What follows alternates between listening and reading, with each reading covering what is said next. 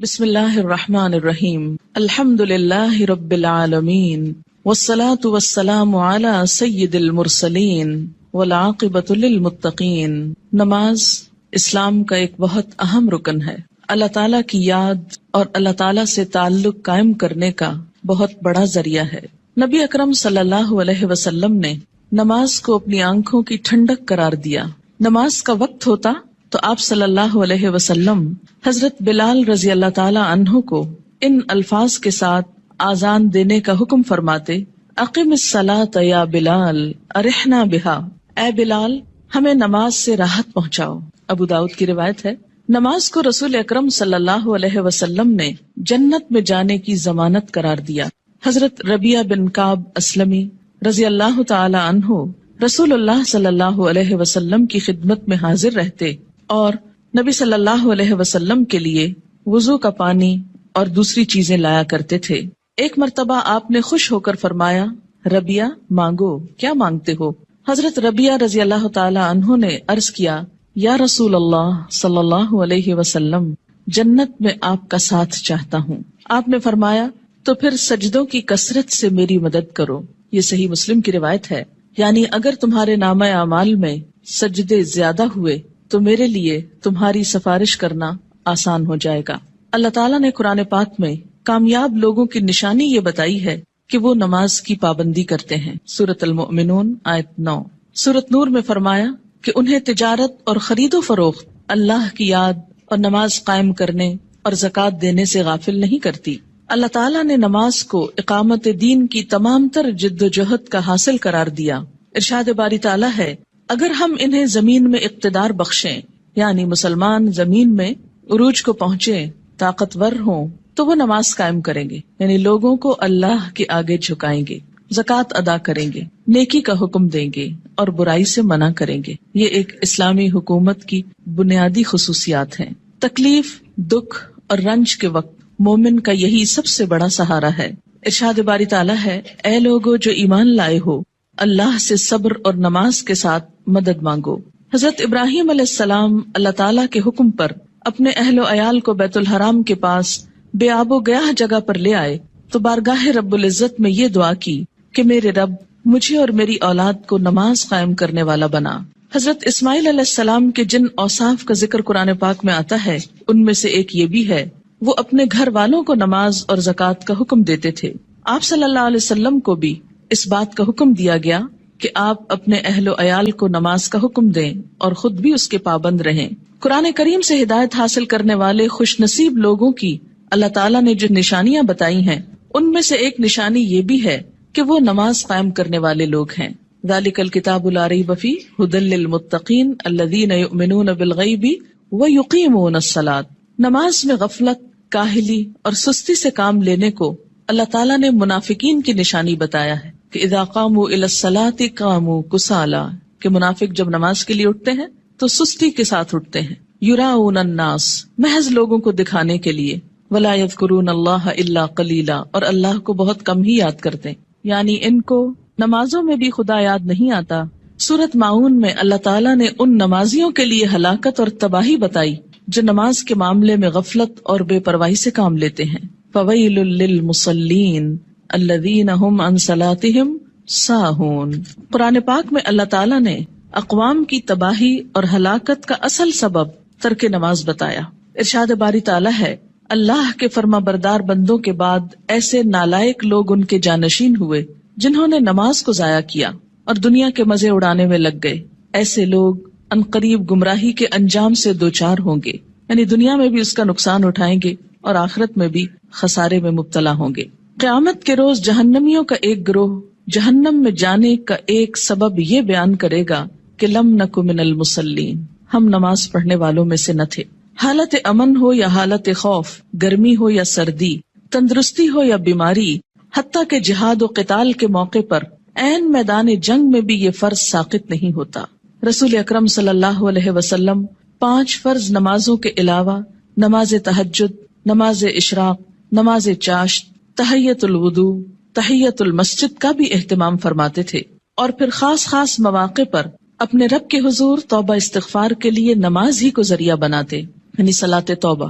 خسوف ہو یا کسوف یعنی سورج گرہن اور چاند گرہن تو مسجد تشریف لے جاتے، زلزلہ یا آندھی آتی تو مسجد تشریف لے جاتے، طوفان باد و باران ہوتا تو مسجد تشریف لے جاتے، فاقے کی نوبت آتی تو مسجد تشریف لے جاتے، کوئی پریشانی اور تکلیف ہوتی تو مسجد تشریف لے جاتے، سفر سے واپسی ہوتی تو پہلے مسجد تشریف لے جاتے پھر گھر پلٹتے، بارش نہ ہوتی تو بھی نماز ادا کرتے۔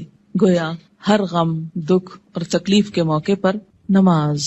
آج ہم میں سے بہت سے لوگ طرح طرح کے وظائف کرنے کے لیے گھنٹوں خود کو وقف کرتے ہیں، لیکن 2 رکعت نماز ان پر بہت بھاری ہوتی ہے۔ حیات طیبہ کے آخری دنوں میں بیماری کی حالت میں بھی نبی صلی اللہ علیہ وسلم کو جس چیز کی سب سے زیادہ فکر تھی وہ نماز تھی۔ وفات مبارک سے چند یوم قبل تیز بخار کی وجہ سے آپ پر غنودگی کی حالت طاری تھی۔ عشاء کے وقت آنکھ کھلی تو سب سے پہلے یہ سوال کیا، کیا لوگوں نے نماز پڑھ لی ہے؟ یعنی سب سے زیادہ جس بات کی فکر تھی وہ کیا؟ نماز۔ عرض کیا گیا نہیں، آپ ہی کا انتظار ہے۔ سرور عالم صلی اللہ علیہ وسلم نے پھر اٹھنا چاہا تو بے ہوش ہو گئے۔ جب آنکھ کھلی تو زبان مبارک سے پھر وہی الفاظ نکلے، کیا لوگوں نے نماز پڑھ لی ہے؟ عرض کیا گیا نہیں، آپ ہی کا انتظار ہے۔ تیسری مرتبہ اٹھنے کی کوشش میں پھر غشی طاری ہو گئی۔ افاقہ ہونے پر ارشاد فرمایا، ابو بکر نماز پڑھائیں۔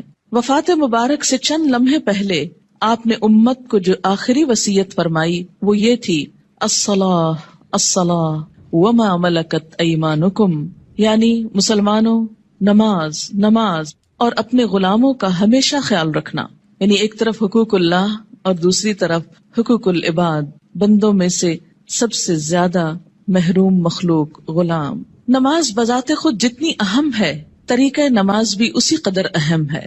نماز کے بارے میں حکم صرف یہی نہیں کہ اسے ادا کرو، بلکہ حکم یہ بھی ہے کہ اس طرح ادا کرو جس طرح مجھے ادا کرتے دیکھتے رہے ہو۔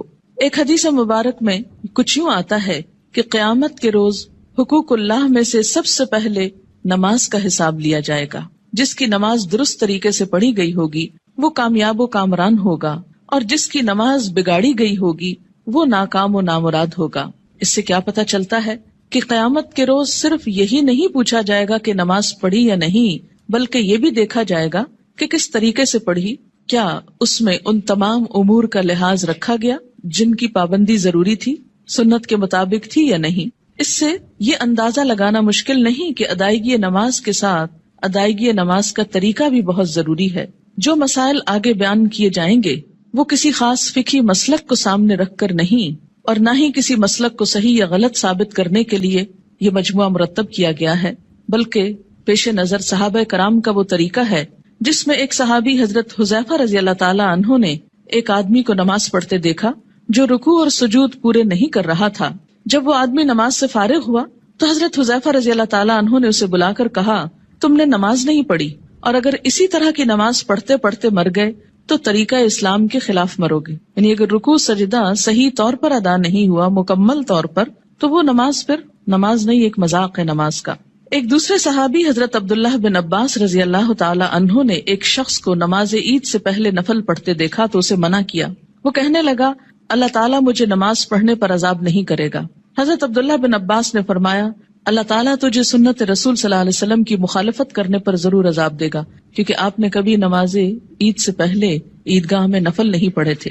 ایسے کاموں سے کیوں اتنی شدت سے روکا گیا؟ کیونکہ اس سے دین بوجھل ہو جاتا ہے۔ اگر ایک شخص ایک رو میں آ کے کرتا ہے، دوسرا اس کو دیکھ کے کل ایک پورا وہ طریقہ بن جائے گا اور لوگ اس کو اپنے لیے لازم قرار دے دیں گے اور بلا وجہ دین کو بھاری کر لیں گے۔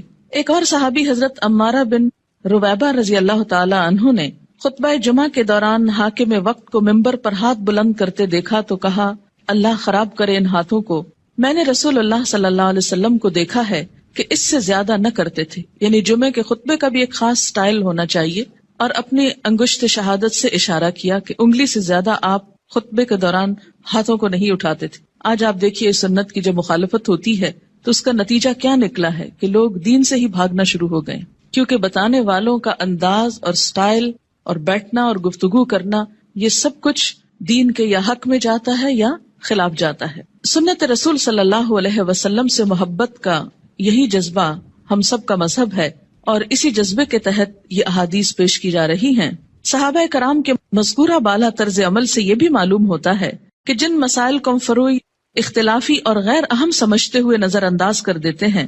صحابہ کرام کے نزدیک ان کی کتنی اہمیت تھی۔ حقیقت یہ ہے کہ جو شخص رسول اللہ صلی اللہ علیہ وسلم کے اس فرمان مبارک سے آگاہ ہے، من رغب عن سنتی فلیس منی، یعنی جس شخص نے میری سنت اختیار کرنے سے گریز کیا وہ مجھ سے نہیں، وہ کسی بھی سنت کو معمولی اور غیر اہم سمجھ کر نظر انداز کرنے کی جسارت نہیں کر سکتا۔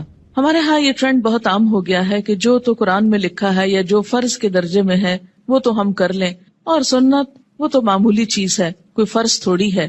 اور ہم نے دیکھا ہے سعودی عرب میں لوگ ایسا نہیں کرتے اور فلاں ملک کے لوگ ایسا نہیں کرتے۔ تو یاد رکھیے کہ ہمارے لیے نہ سعودی عرب کے لوگ کوئی مثال ہیں اور نہ کسی اور ملک کے، ہمارے لیے تو مثال 1400 سال پیچھے جاتی ہے نبی اکرم صلی اللہ علیہ وسلم کی ذات میں۔ سب سے پہلے نماز کے لیے نیت کا درست ہونا ضروری ہے، کیونکہ نیت کے بغیر اگر کوئی شخص وہ تمام ایکشنز کرے جو نماز کے ہوتے ہیں تو اس کی نماز نہ ہوگی۔ کسی بھی عمل کے اجر و ثواب کا دار و مدار نیت پر ہے۔ حضرت عمر بن خطاب رضی اللہ تعالی عنہ کہتے ہیں، میں نے رسول اللہ صلی اللہ علیہ وسلم کو فرماتے ہوئے سنا کہ اعمال کا دار و مدار نیت پر ہے، ہر شخص کو وہی ملے گا جس کی اس نے نیت کی، لہٰذا جس نے دنیا حاصل کرنے کی نیت سے ہجرت کی اسے دنیا ہی ملے گی، جس نے کسی عورت سے نکاح کرنے کی غرض سے ہجرت کی اسے عورت ہی ملے گی، بس مہاجر کی ہجرت کا صلہ وہی ہے جس کے لیے اس نے ہجرت کی۔ یعنی ہجرت جیسا بڑا نیکی کا کام بھی زیادہ فائدہ مند نہیں اگر اللہ کے لیے نہ ہو۔ فتنہ دجال سے بھی بڑا فتنہ دکھاوے کی نماز ہے، دکھاوے کی نماز۔ عن ابی سعید رضی اللہ عنہ قال خرج علینا رسول اللہ صلی اللہ علیہ وسلم ونحن نتذاکر المسیح الدجال فقال الا اخبرکم بما هو اخوف علیکم عندی من المسیح الدجال فقلنا بلا یا رسول اللہ صلی اللہ علیہ وسلم قال الشرک الخفی ان یقوم الرجل فیصلی فیزید صلاته لما یرى من نظر رجل رواہ ابن ماجہ۔ حضرت ابو سعید رضی اللہ عنہ کہتے ہیں کہ ہم مسیح دجال کا ذکر کر رہے تھے، اتنے میں رسول اللہ صلی اللہ علیہ وسلم تشریف لائے اور فرمایا، کیا میں تمہیں دجال کے فتنے سے زیادہ خطرناک بات سے آگاہ نہ کروں؟ ہم نے عرض کیا، ضرور یا رسول اللہ صلی اللہ علیہ وسلم۔ آپ نے فرمایا، شرک خفی یعنی خفیہ شرک جس کو پروناؤنس نہ کیا جائے لیکن وہ دل میں چھپاؤ، یہ دجال سے بھی زیادہ خطرناک ہے، اور وہ یہ ہے کہ ایک آدمی نماز کے لیے کھڑا ہو اور نماز کو اس لیے لمبا کرے کہ کوئی آدمی اسے دیکھ رہا ہے، یعنی تنہائی میں نماز پڑھے تو چھوٹی سی پڑھ لے، قل هو اللہ پڑھ کے ختم کر دے، اور اگر لوگوں کے بیچ میں پڑھ رہا ہے، لوگوں کے ساتھ پڑھ رہا ہے تو صرف اس لیے لمبی کر دے کہ لوگ دیکھیں گے تو پھر ان کے نزدیک میں بہت نیک کہلاؤں گا۔ اسے شرک بھی کہا گیا، یعنی شرک خفی، اور اسے دجال کے فتنے سے زیادہ بدترین چیز قرار دیا گیا۔ اور یہ بندوں کو بھی دھوکہ دینا ہے اور اللہ کو بھی۔ منافقین کی ایک صفت ہم نے قرآن پاک میں پڑھی تھی کہ یخادعون اللہ والذین آمنوا، یعنی اپنے ساتھ والوں کو دھوکہ دینے کی بات ہے نا، کہ وہ سمجھیں گے کہ میں اتنا اچھا نمازی ہوں جبکہ ہوں نہیں، تنہائی میں پڑھوں تو کچھ اور پڑھتا ہوں۔ وما یخدعون الا انفسهم، ایسے لوگ محض اپنے آپ ہی کو دھوکہ دیتے ہیں۔ تو جیسی ہم اکیلے میں پڑھتے ہیں ویسی اگر سب کے سامنے پڑھ لیں گے تو کوئی ہم کو نہیں مارے گا، ہو سکتا ہے کوئی نوٹس بھی نہ کر رہا ہم کیا کر رہے ہیں، کسی کو اتنی فرصت کہاں کہ وہ سب اپنے کام چھوڑ کے صرف یہ دیکھے کہ اس کی نماز کتنی لمبی اور چھوٹی۔ یہ محض شیطان کا خیال ہوتا ہے جو ہمارے نیک عمل کو بھی برباد کر دیتا ہے۔ دکھاوے کی نماز شرک ہے۔ ان شداد ابن اوس رضی اللہ عنہ قال سمعت رسول اللہ صلی اللہ علیہ وسلم یقول من صلی یرائی فقد اشرک ومن صام یرائی فقد اشرک ومن تصدق یرائی فقد اشرک، رواہ احمد۔ حضرت شداد بن اوس رضی اللہ عنہ کہتے ہیں، میں نے رسول اللہ صلی اللہ علیہ وسلم کو فرماتے ہوئے سنا ہے، جس نے دکھاوے کی نماز پڑھی اس نے شرک کیا، جس نے دکھاوے کا روزہ رکھا اس نے شرک کیا، جس نے دکھاوے کا صدقہ کیا اس نے شرک کیا۔ اسے احمد نے روایت کیا ہے۔ نماز کی فرضیت۔ نماز اسلام کا دوسرا اہم رکن ہے۔ عن ابن عمر رضی اللہ عنہما قال قال رسول اللہ صلی اللہ علیہ وسلم بنی الاسلام علی خمس شہادت ان لا الہ الا اللہ وان محمدا رسول اللہ واقام الصلاۃ وایتاء الزکاۃ والحج وصوم رمضان، رواہ البخاری۔ حضرت عبداللہ بن عمر رضی اللہ عنہ کہتے ہیں کہ رسول اللہ صلی اللہ علیہ وسلم نے فرمایا، اسلام کی بنیاد 5 چیزوں پر رکھی گئی ہے، اس بات کی شہادت، گواہی کہ اللہ کے سوا کوئی الہ نہیں اور محمد صلی اللہ علیہ وسلم اللہ کے رسول ہیں۔ نمبر 2 نماز قائم کرنا، نمبر 3 زکوٰۃ ادا کرنا، نمبر 4 حج کرنا، نمبر 5 رمضان کے روزے رکھنا۔ اسے بخاری نے روایت کیا ہے۔ ہجرت سے قبل 2 رکعت اور ہجرت کے بعد 4 رکعت نماز فرض ہوئی۔ یعنی نماز کی فرضیت کیسے ہوئی؟ مکہ میں کیسے تھی؟ ہجرت سے قبل 2 فرض اور بعد میں 4 ہو گئے اور فجر 2 ہی رہی۔ عن عائشہ رضی اللہ عنہا قالت فرض اللہ الصلاة حين فرضها ركعتين في الحضر والسفر فأقرت صلاة السفر وزيد في صلاة الحضر متفق علیہ۔ حضرت عائشہ رضی اللہ تعالی عنہا فرماتی ہیں جب معراج کی رات اللہ تعالیٰ نے نماز فرض کی تو حضر و سفر، حضر کہتے ہیں حاضر ہونا، گھر میں رہنا، دونوں کے لیے 2 رکعت نماز فرض کی، بعد میں سفر کی نماز 2 رکعت برقرار رکھی گئی اور حضر کی نماز میں اضافہ کر دیا گیا۔ اسے بخاری اور مسلم نے روایت کیا ہے۔ نماز کی فضیلت، روزانہ باقاعدگی سے 5 نمازیں ادا کرنے سے تمام صغیرہ گناہ معاف ہو جاتے ہیں۔ عن ابی ہریرہ رضی اللہ عنہ قال قال رسول اللہ صلی اللہ علیہ وسلم ارأیتم لو ان نہرا بباب احدکم یغتسل فیہ کل یوم 5 ما تقول ذلك یبقی من درنہ قالوا لا یبقی من درنہ شیئا قال فذلك مثل الصلوات الخمس یمحو اللہ بها الخطایا متفق علیہ۔ حضرت ابو ہریرہ رضی اللہ تعالی عنہ کہتے ہیں رسول اللہ صلی اللہ علیہ وسلم نے فرمایا تمہارا کیا خیال ہے اگر تم میں سے کسی کے دروازے پر نہر بہتی ہو اور وہ اس نہر میں ہر روز 5 مرتبہ نہائے تو کیا اس کے بدن پر کوئی میل کچیل باقی رہ جائے گا؟ صحابہ کرام نے عرض کیا نہیں، کسی قسم کا میل کچیل باقی نہیں رہے گا۔ آپ صلی اللہ علیہ وسلم نے فرمایا یہی 5 نمازوں کی مثال ہے، اللہ تعالیٰ ان نمازوں کے ذریعے گناہ مٹا دیتا ہے۔ اسے بخاری اور مسلم نے روایت کیا ہے۔ یاد رکھیے کہ کچھ گناہ ایسے ہوتے ہیں کہ جن کو نیکیاں مٹاتی چلی جاتی ہیں۔ ان الحسنات یذہبن السیئات، اس میں کیا چیز آتی ہے؟ مثلاً آپ کے ہاتھوں کو ڈسٹ اور چھوٹی موٹی گندگی لگ جاتی ہے کام کرتے ہوئے، جب آپ پانی سے دھوتے ہیں تو وہ ڈسٹ خود بخود بہہ جاتی۔ کچھ چکنائی وغیرہ کے داغ ایسے ہوتے ہیں کہ جو صرف پانی سے نہیں دھلتے، اس کے لیے آپ کو صابن استعمال کرنا پڑتا ہے۔ کچھ داغ ایسے ہوتے ہیں پینٹ وغیرہ کے کہ جو صرف پانی اور صابن سے نہیں دھلتے، ان کے لیے آپ کو مخصوص قسم کا سولوشن استعمال کرنا ہوتا ہے جو ان دھبوں کو دور کر دے۔ اسی طرح روحانی نجاستیں اور گناہ، ان کی بھی کچھ قسمیں ایسی ہیں کہ جو خود بخود نیکیوں سے مٹتی چلی جاتی ہیں، کچھ کے لیے عبادات کفارے کا ذریعہ بنتی ہیں، لیکن کچھ گناہ ایسے ہیں کہ جن کے داغ بہت سخت ہیں اور ان کے لیے خصوصی عمل، توبہ، استغفار، ان گناہوں کا کفارہ اور مداوع ضروری ہوتا ہے۔ جب تک ان پہ مثلاً حد جاری نہ ہو جائے یا کفارہ نہ دے دیا جائے یا بطور خاص اس کی توبہ اور اصلاح نہ کر لی جائے تو وہ گناہ معاف نہیں ہوتے۔ تو اسی لیے اس حدیث کا یہ جو معنی کیا گیا ہے یمحو اللہ بها الخطایا، تو خطایا سے مراد کیا ہے؟ عام چھوٹے موٹے گناہ جو انسان ہونے کے ناطے بھول چوک کر اچانک انسان سے سرزد ہو جاتے ہیں۔ آپ منہ سے کچھ کہنے چلے تھے، کچھ اور کہہ بیٹھے، آپ کی نیت نہیں تھی، ارادہ نہیں تھا، اچانک ہی کچھ ہو گیا، پھر احساس ہوتا ہے، پھر آپ دوبارہ اس کی اصلاح کرتے ہیں، لیکن بسا اوقات وہ بھی بھول جاتے ہیں۔ تو ایسے میں کیا ہے کہ جو چیزیں انجانے میں نہ چاہتے ہوئے انسان سے ہو جائیں تو اللہ تعالیٰ انسان کے گناہوں کو مختلف عبادات کے ذریعے دھوتا رہتا ہے۔ نماز گناہوں کی آگ کو ٹھنڈا کرتی ہے۔ ان انس بن مالک رضی اللہ عنہ قال قال رسول اللہ صلی اللہ علیہ وسلم ان للہ ملکا ینادی عند کل صلاة یا بنی آدم قوموا الى نیرانکم التی اوقدتموها فاطفئوها رواہ الطبرانی فی الاوسط۔ حضرت انس بن مالک رضی اللہ تعالی عنہ کہتے ہیں رسول اللہ صلی اللہ علیہ وسلم نے فرمایا ہر نماز کے وقت اللہ تعالیٰ کا مقرر کردہ فرشتہ پکارتا ہے، لوگو اٹھو اس آگ کو بجھانے کے لیے جسے تم نے اپنے گناہوں سے جلایا ہے۔ یعنی انسان کے گناہ انسان کے لیے جہنم کی آگ تیار کرتے ہیں، لیکن جب انسان نماز پڑھتا ہے آگ بجھ جاتی۔ 5 نمازیں باقاعدگی سے ادا کرنے والا قیامت کے دن صدیقین اور شہداء کے ساتھ ہوگا۔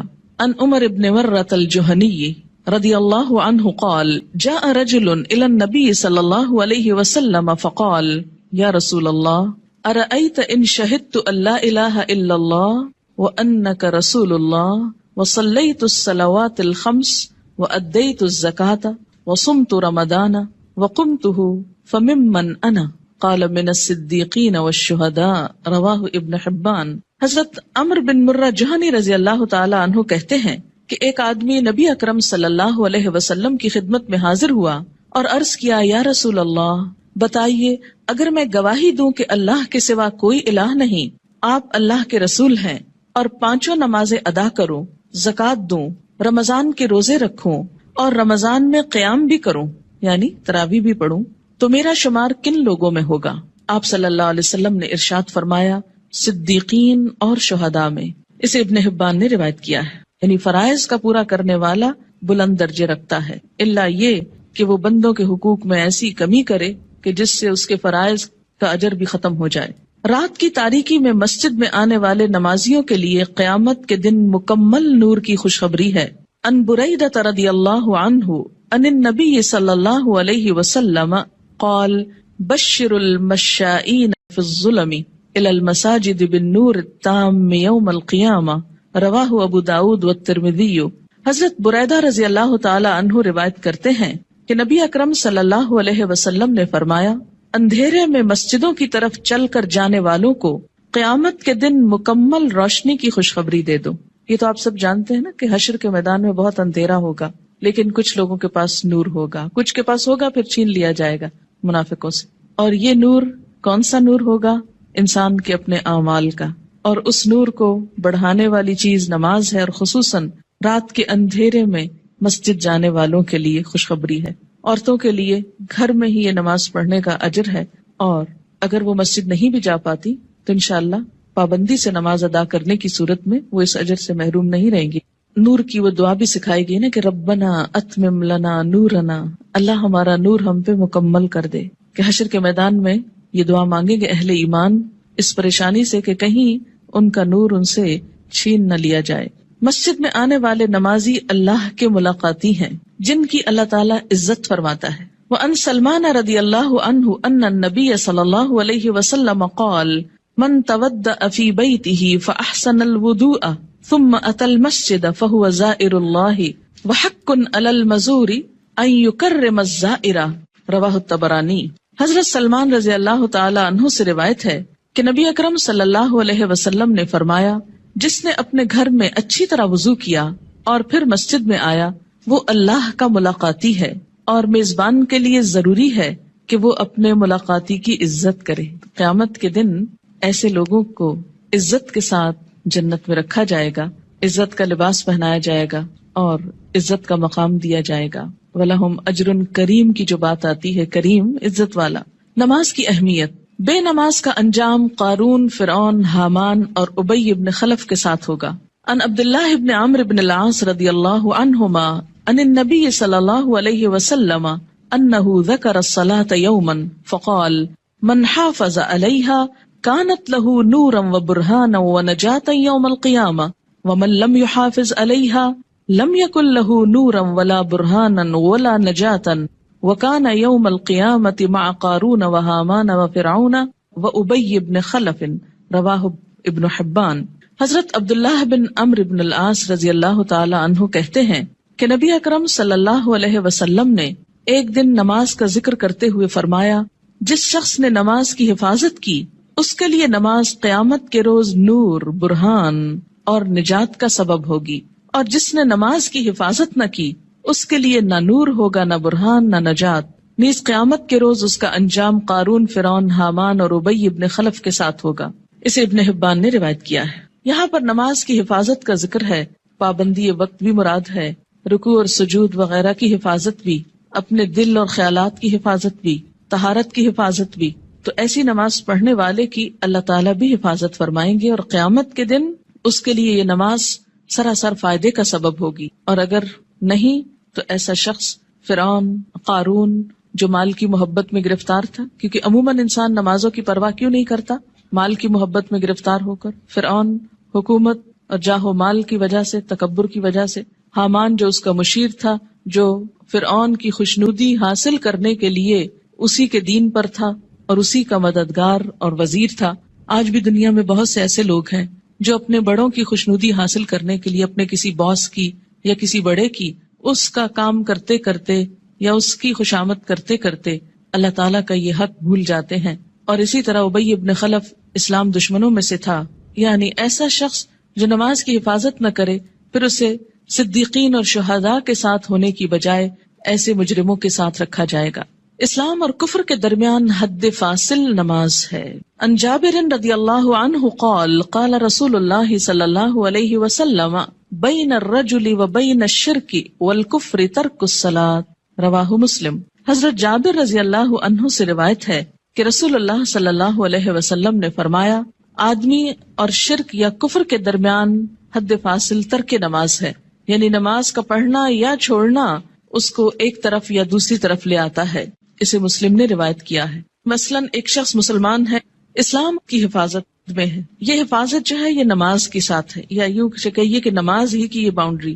جب کوئی شخص نماز نہیں پڑھتا، اس عہد کو توڑتا ہے تو وہ کٹ جاتی ہے ڈور جس سے وہ محفوظ تھا، اور اس کے بعد وہ اسلام کی حدوں سے نکل کر کفر کے قریب ہو جاتا ہے یا اس میں داخل ہو جاتا ہے۔ 10 برس کی عمر میں اگر بچہ نماز کا عادی نہ بنے تو اسے مار کر نماز پڑھوانی چاہیے، یعنی سختی کی جا سکتی ہے۔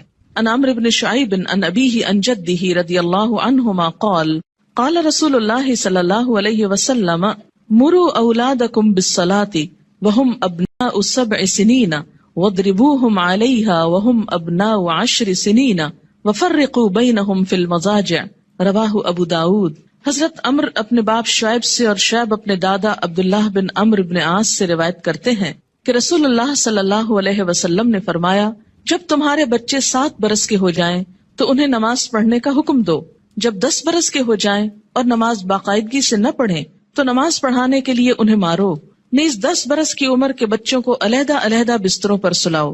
اسے ابو داؤد نے روایت کیا ہے۔ 10 سال کی عمر تک بچے کی عادتیں پختہ ہو جاتی، اگر اس عمر میں والدین کچھ محنت کر لیں، تکلیف کر لیں تو باقی زندگی میں پھر آسانی ہو جائے گی، کیونکہ والدین سے پوچھا جائے گا بچوں کی تربیت کے بارے میں۔ قرآن پاک میں اللہ تعالیٰ فرماتے ہیں، یا ایھا الذین آمنوا قوا انفسکم واہلیکم نارا، اے لوگو جو ایمان لائے ہو بچاؤ اپنے آپ کو اور اپنے اہل و عیال کو آگ سے۔ ہم سمجھتے ہیں ایمان اور آگ، ہم نے تو کلمہ پڑھ لیا، ہمیں آگ کیوں چھوئے گی؟ اللہ تعالیٰ ایمان والوں ہی سے فرما رہے ہیں کہ اپنے آپ کو اور اپنے بچوں کو، بیوی کو، گھر والوں کو، اہل و عیال کو آگ سے بچاؤ، یعنی ان کی اسلامی خطوط پر تربیت کرو تاکہ وہ اللہ کے بندے بن کر زندگی بسر کر سکیں۔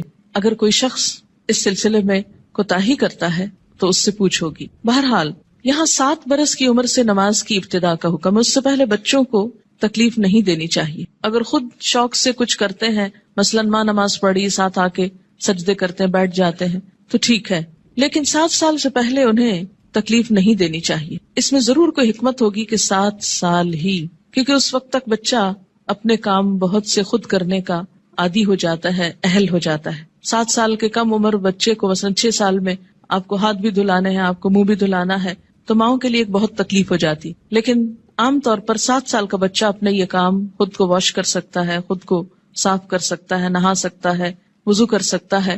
تو 7 سال کی عمر میں ابتدا کی جائے اور 3 سال تک نرمی سے اسے نماز کا عادی بنایا جائے۔ جب 10 سال کا ہو جائے تو پابندی شروع کرا دی جائے، اور اب اگر پابندی نہ کرے تو سختی کی جائے۔ لیکن انشاءاللہ جو 7 سال سے ابتدا کرا دے گا اس کو 10 سال میں سختی کی ضرورت نہیں رہے گی، اور اس میں آپ پھر تدریج سے کام لے سکتے ہیں۔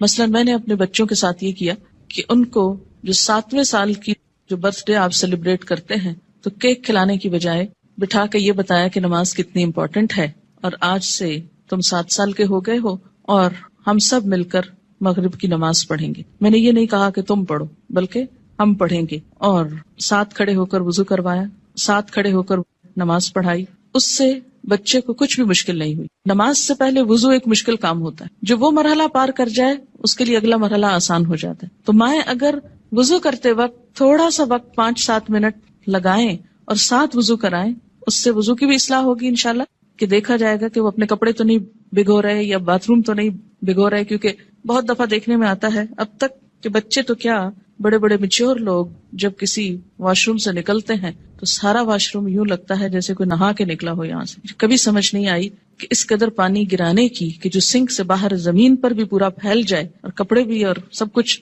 گندا کرے، اس کی آخر کیا وجہ ہے اور اس کی ضرورت کیا ہے؟ جب ہم وضو کرتے ہیں تو نہاتے تو نہیں ہیں، لیکن منظر باتھ روم میں نہانے کا ہی نظر آتا ہے. خیر، اب دیکھیں کہ بچوں کو جب وضو کرائیں تو اس وقت بھی انہیں بتائیں کہ پانی بہت نہیں استعمال کرنا اور کس طریقے سے وہ کریں گے. انشاءاللہ اس کا طریقہ آگے پورا آئے گا، آپ اپنا سب چیک کر لیجئے، بچوں کا بھی کر لیجئے.